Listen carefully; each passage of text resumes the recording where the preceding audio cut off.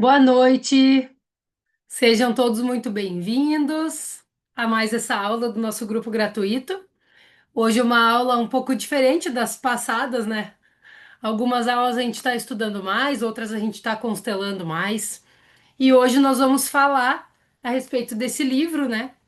Dinheiro é Emocional, do Tiago Brunet. Aqui tá aparecendo virado para vocês, mas eu já mandei foto da capa dele para vocês, né? Para conhecerem mais, da contracapa também. Já mandei algumas informações, alguns assuntos. Hoje a gente vai falar a respeito da introdução desse livro, para que vocês possam compreender o que ele traz, se isso ressoa ou não com vocês também, principalmente porque nós estamos, muito além de que esse assunto é importantíssimo, né? Nós estamos iniciando essa semana um curso a respeito desse livro, um curso de 3 semanas, com 3 aulas, 7 aulas com a aula de hoje, né? Mas 6 aulas, assim, que vão ser dentro do grupo mesmo que entrar no curso, né? Aulas pelo Zoom, onde a gente vai poder estudar, constelar, trazer tarefas, algumas coisas aí que podem mexer com as emoções, né? Num bom sentido, da gente poder destravar o que é preciso. É muito importante, uma coisa que eu quero enfatizar, por eu já ter lido o livro e estar lendo novamente, por mais que seja um livro novo, chegou há pouco aqui em casa, mas eu devorei o livro assim porque eu achei maravilhoso. Não se trata apenas de dinheiro, né?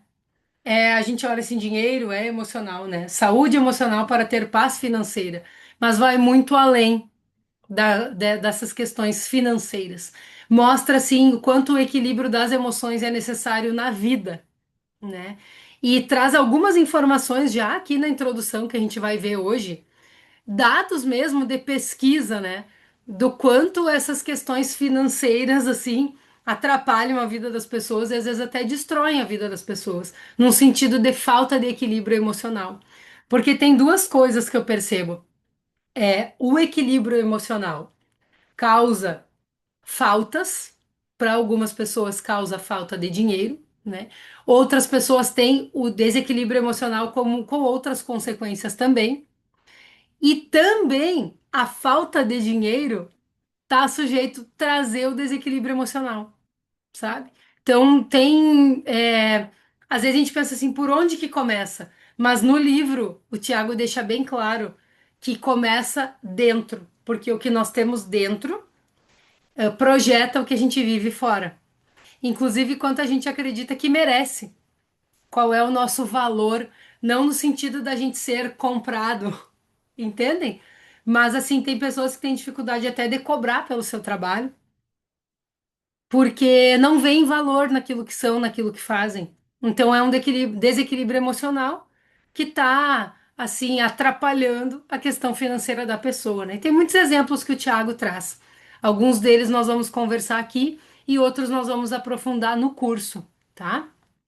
Então vamos lá. Quem quiser fazer perguntas pode escrever no chat aqui, bem tranquilo, tá?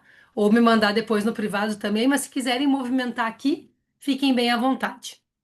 Então, eu já falei o título do livro, né? O dinheiro é emocional, como a saúde emocional define sua prosperidade financeira. Como que o Tiago criou esse livro, né? É muito interessante, eu gosto muito porque ele cria os conteúdos dele, os livros dele, por meio da história dele. E essa é uma coisa que eu acredito muito. Vocês já estão me ouvindo falar aqui do terceiro livro que eu tô lendo dele, né? E tem outros livros que eu ainda quero ler. Porque ele já traz desde o prefácio do livro, palavras da esposa dele, contando algumas coisas, né? E também na introdução, já contando algumas coisas do objetivo desse livro do porquê que ele escreveu. Não é só um conhecimento, não é só uma teoria, não é só uma formação que ele tem. Ele passou por dentro de muitas coisas. Quem vê a vida dele hoje, quem conhece, né, o Thiago Brunet, vê as redes sociais, vê as palestras, vê tudo que ele faz, muitas vezes não sabe tudo o que aconteceu na vida dele. E há pouco tempo, né? Ele mesmo conta que a empresa dele quebrou e que eles quebraram financeiramente como família, ele e a mulher, né? Foi em 2014 que ele conta, né? Então é uma questão de pouco mais de 10 anos que ele traz todas essas histórias, né? O outro livro também, Ganhe o Mundo Sem Perder a Alma. Tudo isso está dentro da história dele. Então tem esse contexto, que esse livro nasce de uma crise pessoal e financeira profunda. a falência total da empresa e da vida financeira do Tiago e da Giannini, né? Então, o ponto-chave que ele vê é que por mais que todo o problema se apresentou numa forma assim de que eles não tinham dinheiro, ele percebeu que o dinheiro não foi o problema, que o dinheiro foram as emoções dele não curadas. Porque o dinheiro, ele não muda as pessoas. Ele apenas potencializa o que elas já são por dentro, né? Então, tanto ele sentia caos emocional dentro dele, e aí ele fazia dinheiro, a dificuldade dele não era fazer o dinheiro. No caso dele, ele fazia dinheiro e não via onde ia, e adquiria coisas que ele achava que iam comparar ele a outras pessoas, ele ia se sentir bem daquela forma, né? Ele colocava o dinheiro em qualquer coisa, né? Ele não via onde ia o dinheiro, no caso dele. Existem pessoas que têm a dificuldade de fazer o dinheiro. Falta essa força do masculino, né? De realmente ver o seu valor no ponto de fazer o dinheiro, colocando seus talentos a serviço. No caso dele, ele conseguia fazer o dinheiro, a empresa ia muito bem, mas ele tomava más decisões com como olhar com amor para aquilo que ele tinha feito de prosperidade, entendem? Então tem esses dois pontos. Nem sempre o problema é a entrada, muitas vezes o problema é a saída, né? E outras vezes é a entrada de dinheiro também. A pessoa tem dificuldade de fazer o dinheiro. E uma coisa que ele traz, né, nisso, é que muitas vezes é uma guarnição a pessoa não fazer o dinheiro. Olha essa frase que eu falei agora. O dinheiro não muda as pessoas, ele apenas potencializa o que elas já são por dentro. Aí ele diz que, no caso dele, ele fala: Deus não dá a prosperidade e não dá o caminho para a prosperidade para pessoas que não vão conseguir lidar com isso. Eu fiquei me questionando, né? Porque tem muitas pessoas que a gente vê na vida, assim, que têm uma prosperidade financeira e que fazem muitas coisas, né, com essa prosperidade financeira. É algo que eu fiquei estudando. Depois, no decorrer do livro, eu entendi melhor. Mas trazendo para nossa realidade, observar assim quais os pensamentos que a gente tem a respeito de quem tem dinheiro, quais os pensamentos a gente tem a nosso respeito, quais os pensamentos a gente tem a respeito do dinheiro. O que que a gente ouviu falar a respeito de dinheiro, né? Quem escreveu então o prefácio desse livro foi a mulher dele, a Giannini, e ela relata claramente já no prefácio o descontrole emocional e financeiro que ela percebia no marido.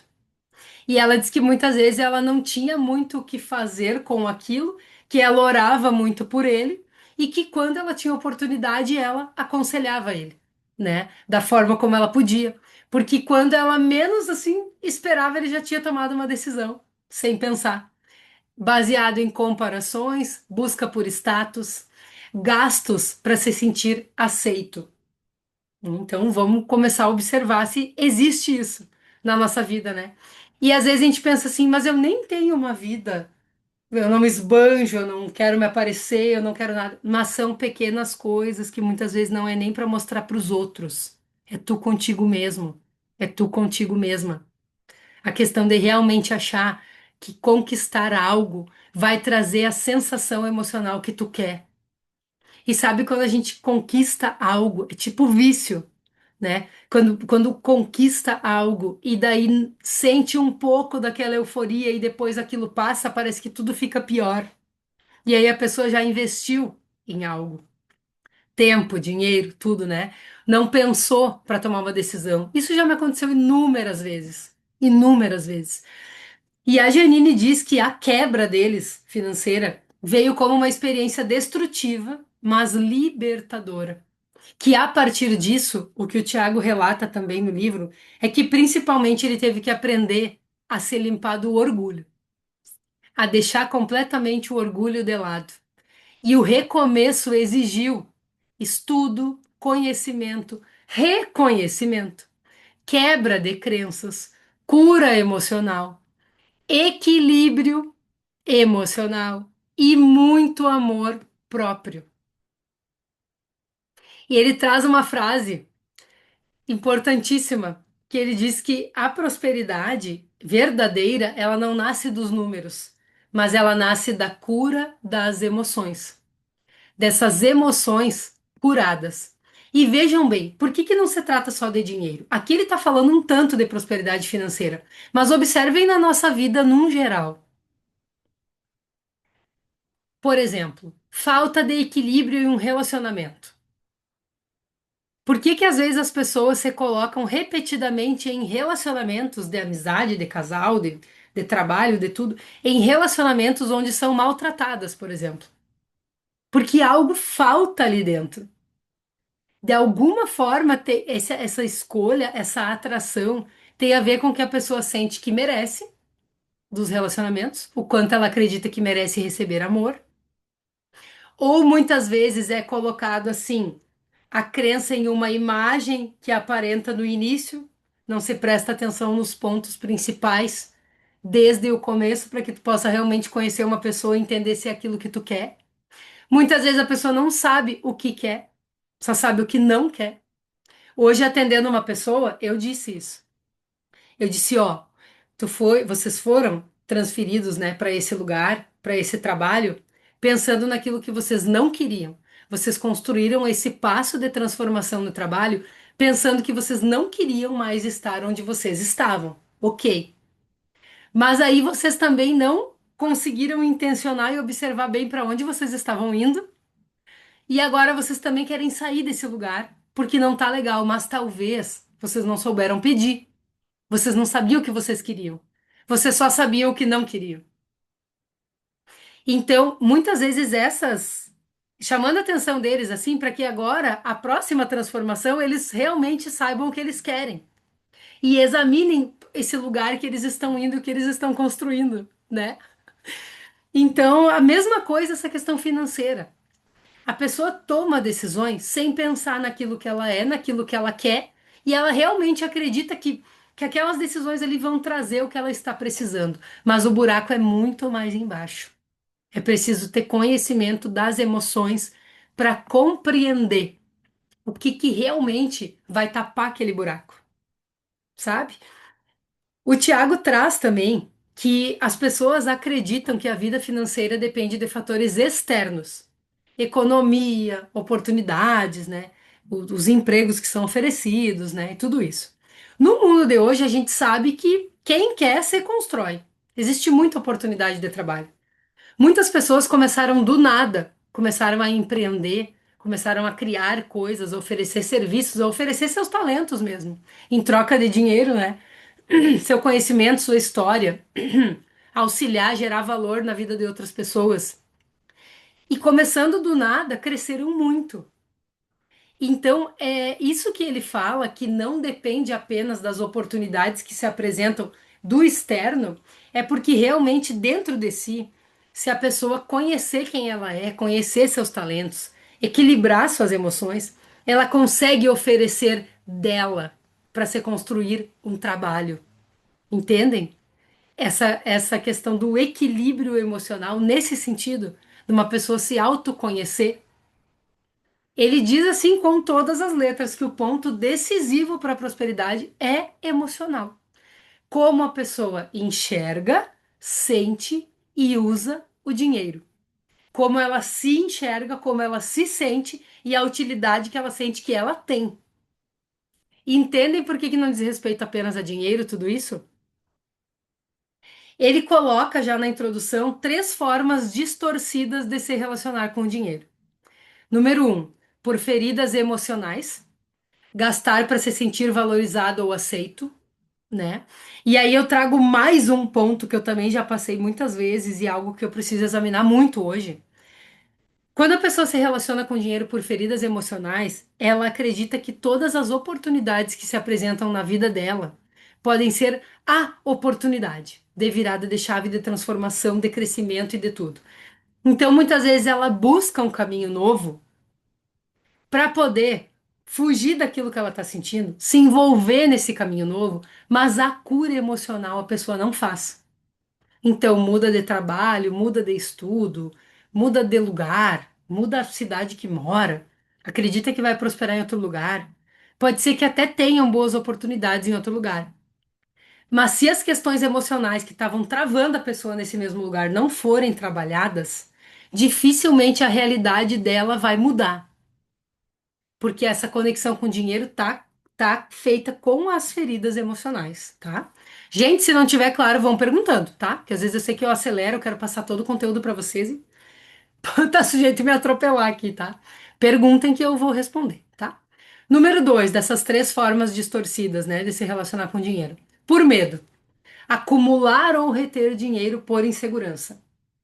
Não é guardar uma parte do dinheiro para investir, para multiplicar, ir num jantar e se sentir bem em fazer esse investimento, né?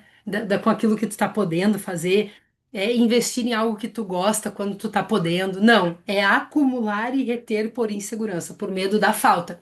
Por isso que eu digo, olhem sempre a intenção. Algo que a gente vem trabalhando muito no grupo Constelar da Mente, com as alunas, algumas estão aqui. Qual a intenção que vocês estão colocando? Qual o propósito? Vocês estão simplesmente não fazendo por medo? Ou é tranquilo dizer, ah, isso eu posso e isso eu não posso, porque gera emoção. Se gera emoção, tem coisas para serem curadas nesse sentido do medo. Número 3, por amor e consciência. Essa forma distorcida de se relacionar com o dinheiro. Por amor e consciência, reconhecer o dinheiro como ferramenta de propósito. É uma outra forma de se relacionar com o dinheiro também.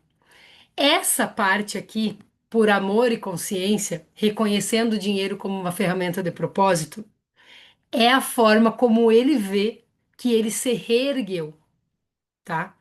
Então, assim, ele disse que ele parou de pensar em querer receber só dinheiro, assim, por segurança, né? Por querer reter, por querer ter ou por querer se comparar com as pessoas.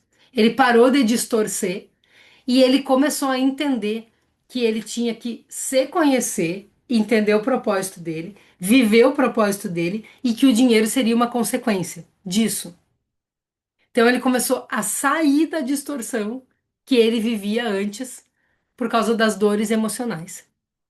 Aí, assim, ele conta muitos detalhes durante o livro que a gente vai estudar no curso, né? Na introdução não vou aprofundar muito a respeito disso, mas ele conta, assim, direitinho o passo a passo que ele fez para conseguir sair, né, dessas distorções. Aqui eu até escrevi errado. Na verdade, são duas formas distorcidas de se relacionar com dinheiro, e a terceira que é como ele percebeu que ele saiu, tá? Feridas emocionais e medo.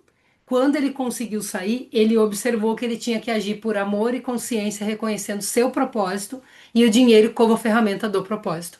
O que que ele fala? Que ele poderia ter continuado vendendo seus cursos, vendendo assim as coisas que ele vendia no online, mas que quando ele percebeu a quantidade de dinheiro que ele estava fazendo, ele quis construir. Então ele construiu muitos projetos. Quem não conhece o trabalho dele, né, ainda, mas ele tem muito conteúdo gratuito. Ele tem um local que ele construiu, a Casa de Destino, que é um local para palestras, com grandes auditórios, com um estúdio de gravação, onde ele transmite as lives e as aulas dele. Ele faz pregações, por mais que hoje ele não seja ligado a nenhuma religião diretamente, né? Antes ele era, hoje ele não é mais. Ele se vê um professor da espiritualidade, da vida, né? Mas ele é um estudioso da Bíblia, então ele faz pregações, por mais que não seja dentro de uma religião. Mas antigamente ele era evangélico, então ele estudava muito, ele se criou dentro da igreja. Hoje, ele diz assim que ele traz os estudos da Bíblia para que as pessoas prosperem na vida, independente da religião. Ele atende a todas as compreensões no sentido de religião. E eu sinto isso, sabe? Eu sinto isso na palavra dele.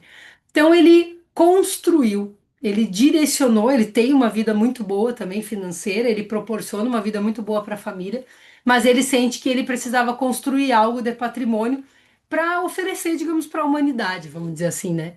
Então ele vem construindo tudo isso. E chama a atenção da gente para que a gente pense em como fazer isso também, que isso não precisa assim grandes quantias para a gente construir algo, né? Às vezes assim, por exemplo, dar uma cesta básica para uma família que precisa de forma anônima é o melhor auxílio que a gente pode dar hoje. Quanto custa, né, uma cesta básica para quem está podendo comprar algo a mais e oferecer a alguém, fazer o bem sem olhar a quem e sem quem sabe quem recebe, né? A pessoa também não precisa saber. Qual a nossa condição de generosidade de fazer isso?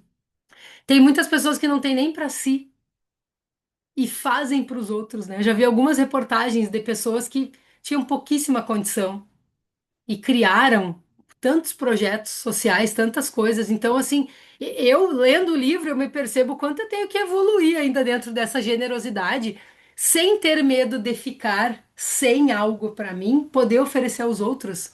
Porque é sempre mais, né? É sempre mais, é sempre mais, é sempre multiplicado a prosperidade, é isso.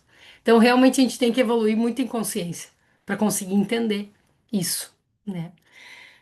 Eu quero fazer duas perguntas aqui para vocês que vocês possam se perceber as primeiras respostas que vêm, assim, né? O que que você sente quando pensa em dinheiro? Medo, culpa, orgulho, leveza, tranquilidade? Se sente bem? O que que tu sente no corpo quando pensa em dinheiro? Muitas pessoas já sentem direto um aperto no peito. A respiração parece que já não respira direito. Outras pessoas sentem preocupação. Quem já tá mais de boa com isso, quando a gente faz essa pergunta, se sente bem. Não tem nenhuma reação, não tem nenhum mau pensamento. Mas será que já estamos nesse nível? Outra pergunta. O dinheiro tem sido seu servo ou seu senhor? Tem uma frase que ele já traz aqui, né? No iniciozinho do livro. O dinheiro é um ótimo servo e um péssimo senhor. Quando ele guia a vida de alguém, né? Quando alguém se sente guiado só por isso, né? Não é legal. O problema ou a solução está em você. Não está no dinheiro, está em você. Então, o dinheiro tem sido seu servo ou seu senhor? Eu confesso a vocês que desde o primeiro momento que eu li isso, eu estou até agora pensando isso na minha vida, assim, bem profundamente. O que que me move a tomar decisões? É o que realmente, claro, pode ser próspero no meu trabalho, né? Mas é o que realmente vai servir mais as pessoas, são propostas mais conectadas com aquilo que as pessoas estão precisando, com aquilo que eu acredito, ou é simplesmente acreditar que aquela proposta vai trazer mais dinheiro? Porque tem uma diferença nisso. Claro que a gente não vai pensar apenas, né? A gente pensa no todo. Não vai pensar apenas assim, vou servir, servir, servir, nunca vou ganhar nada, porque aí também existe um desequilíbrio emocional nisso. Na pessoa que tem a dificuldade de receber o dinheiro. Mas pensem comigo, se a gente pode unir tudo, a gente pode fazer com que o dinheiro seja um servo também dentro da nossa vida, né? Eu venho examinando isso aí para mim. Faz alguns dias já, faz alguns dias. E como eu disse para vocês, cada vez mais eu vejo o quanto eu preciso crescer dentro desse assunto e dessas percepções, porque eu absorvi, eu não sei bem quando, assim, mas em diversos momentos na minha vida eu absorvi muitas crenças de escassez e até de perceber que os outros merecem frequentar lugares, adquirir coisas, né? E eu não, né? Ou que não precisa. Então eu estou examinando essas coisas. Não precisa mesmo? Eu não quero? Não é importante para mim? Ou eu sinto que não mereço? Porque o certo e o errado está na cabeça de cada um e na consciência de cada um. Se eu não quero, se não é importante para mim e é importante para o outro, legal, se eu me sinto bem com isso. Mas se é importante para mim, eu quero, vai facilitar minha vida e eu sinto que eu não posso, é diferente. Entendem que tem muitas coisas pra gente examinar nessas entrelinhas? Às vezes a gente só fala da boca pra fora as coisas, né? Assim, ah, eu não quero, eu não gosto daquilo, essa roupa aqui não sei o quê. Sim, mas se eu vou me sentir bem usando essa roupa, que se eu acho bonita, é algo pra mim, não é algo que vai me comparar com o outro, porque eu tenho que ser como o outro pra me sentir bem. É a intenção. É a intenção. Se eu me construo toda em função de comparação, tem desequilíbrio. Se eu me construo de um jeito que eu me sinto bem, que eu me sinto leve, que é a minha identidade, ok, tudo bem, entendeu? Que não tem o certo e errado na forma de agir. A questão, o filtro é o sentimento que a gente tem no momento em que estamos tomando decisão, pensando nas coisas, né? Ó, a Vera escreveu aqui: sinto orgulho que com a minha idade consigo trabalhar e ainda com qualidade. Me sinto bem em ajudar as pessoas. Sim, maravilhoso. E aí, uma pergunta para todos nós aqui: e como nos sentimos no momento de receber o dinheiro pelo nosso trabalho? Porque muitas vezes, eu me sentia bem auxiliando as pessoas com os meus talentos, e na hora de receber o que é meu de direito, eu me sentia mal. Ou eu tinha dificuldade de precificar meu trabalho, eu tinha dificuldade de cobrar as pessoas que às vezes esqueciam de fazer um pagamento, sabe? Ou simplesmente porque ali, por exemplo, no início do mês, eu lembro as alunas da mensalidade do grupo de constelação. Não tem problema nenhum. Ninguém tá devendo nada, né? É uma lembrança, é o meu trabalho. E eu me sentia mal em fazer essas coisas. Então eu observava um desequilíbrio emocional, entendem? E ele traz algumas informações também bem interessantes que eu quis escrever e falar aqui para vocês a respeito de como a geração atual está, né? A geração atual, nossa, aqui é a mais informada, né? Não sei se de todos os tempos, porque em alguns tempos eu não sei bem como é que foi a história, né? Mas é vista como a geração mais bem informada de todos os tempos, mas também é a mais endividada, isso por pesquisas trazidas, né? 60% dos divórcios têm origem em conflitos financeiros, pesquisa que ele trouxe também, né? Então, na constelação, Bert Hellinger dizia assim: só o amor não basta. É preciso cultivar, é preciso maturidade, é preciso crescimento, é preciso admiração. Não adianta só eu te amo, eu te amo, eu te amo, né? É assim, é preciso uma construção e é preciso uma preservação, uma conexão de objetivos. Então, esse dado me chamou muita atenção. Uma vez, bem antes de eu casar, assim, uma amiga minha me falou. Ela disse assim, ela estava passando por problemas financeiros sérios, e ela me disse assim, Jé, só não deixa faltar dinheiro, porque isso destrói um casamento. E eu vi ela me falar aquilo, assim, com 4 filhos, uma situação que eles estavam passando. E aí isso me faz olhar para a história do Tiago e da Janine e, assim, admirar mais eles, né? Não é endeusar ninguém, é a pessoa contando a sua história. Ele também não vem nesse sentido, assim, de querer se endeusar, né? É contando a história da caminhada deles para que outras pessoas possam se reerguer também, né? Aí ele trouxe várias coisas aqui que a gente sabe, né? As pessoas traem, abandonam, até cometem crimes, achando que é por causa do dinheiro, né? Aí ele diz, mas o problema não é o dinheiro, sim o vazio interno que a pessoa tem. A gente vê juízes, consteladores, o que que eles observam nas famílias? Que a pessoa ela não quer um apartamento na divisão de bens, não é o dinheiro que move ela, bem de verdade. O que ela quer é, tipo, incomodar o outro mesmo, tirar a paz do outro, poder tirar o máximo que pode do outro, porque se sente desequilibrado emocionalmente, porque se sentiu ferido, agredido pelo outro. E aí quer receber aqueles bens e aquelas coisas para ferrar com o outro, preencher o seu vazio emocional. Isso acontece muito, muito. E aí, por que que a constelação é usada na área do direito, né? Porque eles conseguem observar a raiz, o que a pessoa está sentindo, o que ela está querendo, o que que ela está precisando. E fazer as conciliações nesse formato tem facilitado. Aí o Tiago diz: ninguém quer dinheiro, todos querem a segurança emocional que o dinheiro representa. Tem tudo a ver, né? Gente, tem tudo a ver. E, por exemplo, numa consultoria, em negócios ou na vida pessoal, quando a emoção domina a decisão financeira, o resultado tende ao desequilíbrio. Pessoas que têm necessidade de agir muito rápido, decidir muito rápido, que ficam eufóricas com as coisas, né? Pessoas, óbvio, que demoram muito para tomar decisões também porque têm medo de investir. Então, os dois extremos se observem dentro disso também. Vamos trazer informação para a gente ir se examinando. Sei que já são 8h30, mas eu vou terminar o conteúdo aqui, daí a gente entra no grupo, tá, gente? No grupo de constelação. Prosperidade, segundo o Tiago, né? É ter o que você precisa para cumprir o seu propósito.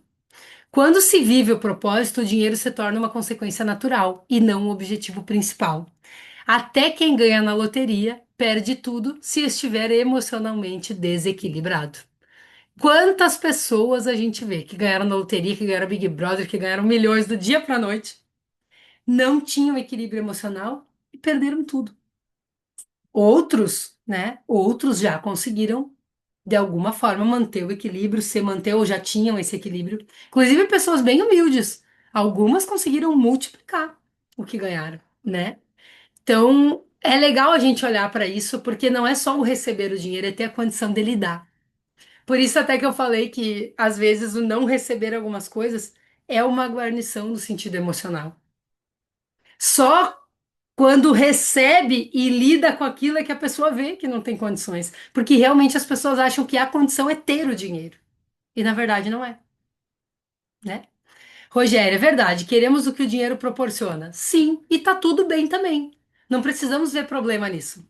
Porque também tem crenças enraizadas, né? De quem gosta de fazer dinheiro, de quem vende, né? O que que a gente pensa a respeito de vendedor? Pensem. A primeira coisa que vem.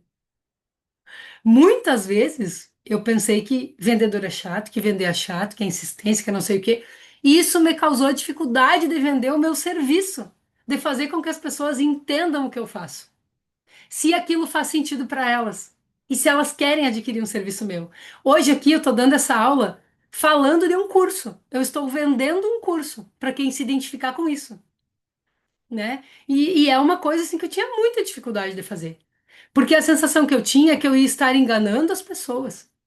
Só que as pessoas têm o poder de decisão, né? Aí vem a frase que eu falei para vocês, né? O dinheiro é um ótimo servo, mas um péssimo senhor. Ele falou várias vezes isso durante a escrita do livro, né?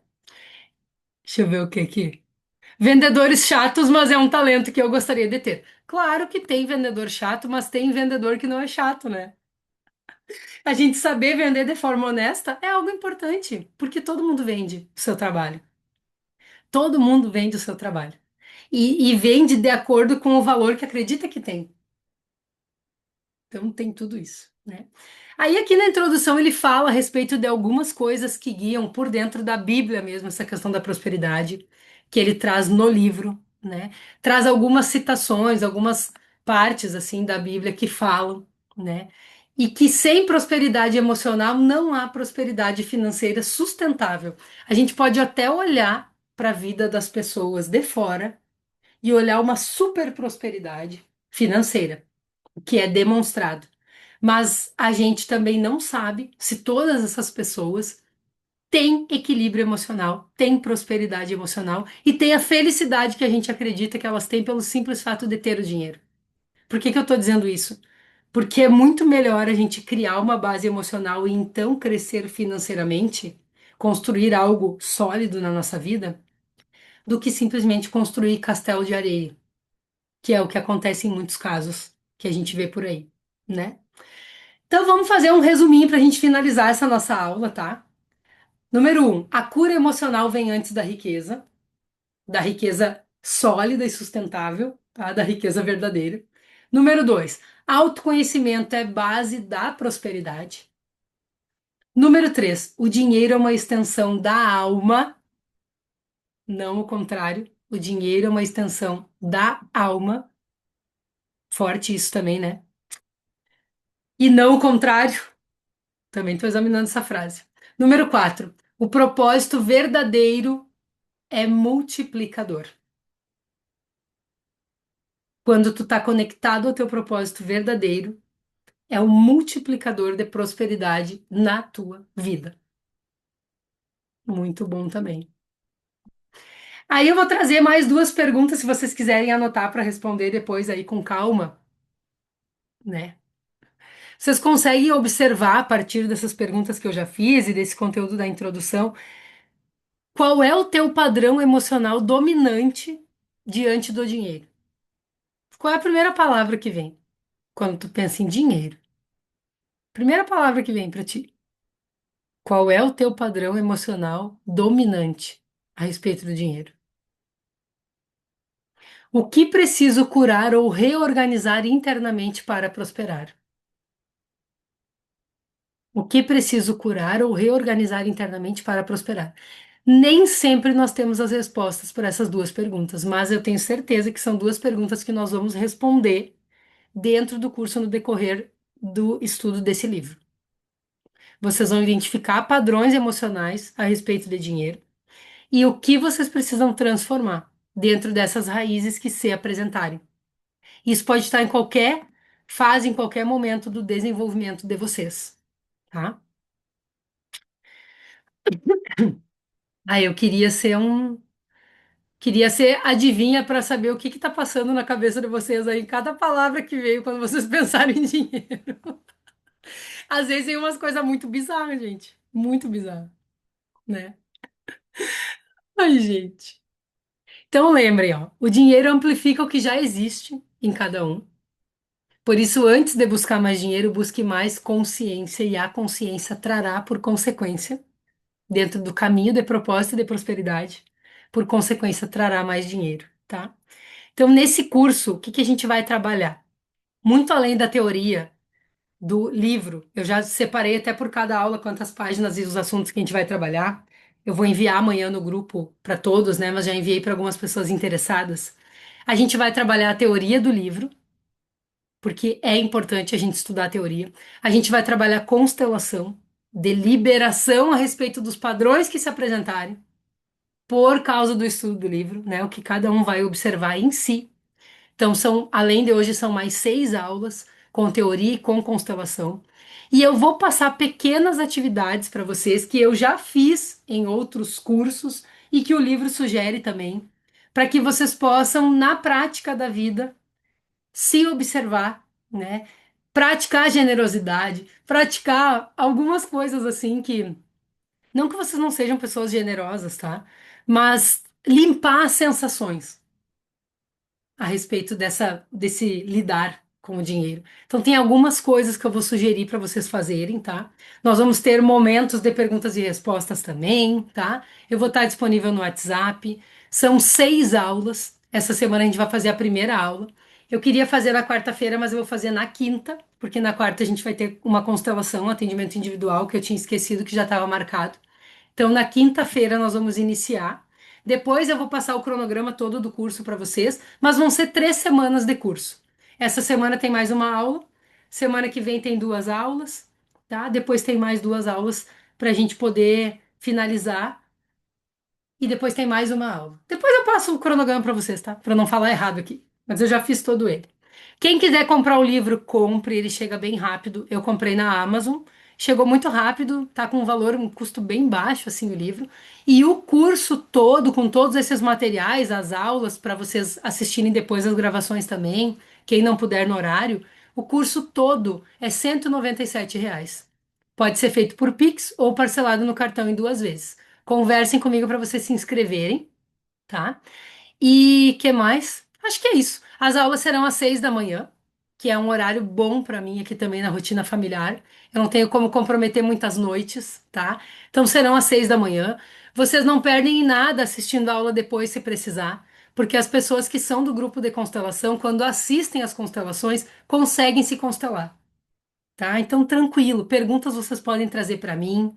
A gente pode estar trabalhando aí dúvidas e coisas que vierem para vocês das constelações. Então, vocês fiquem bem tranquilas em questão do horário, de disponibilidade, e tudo.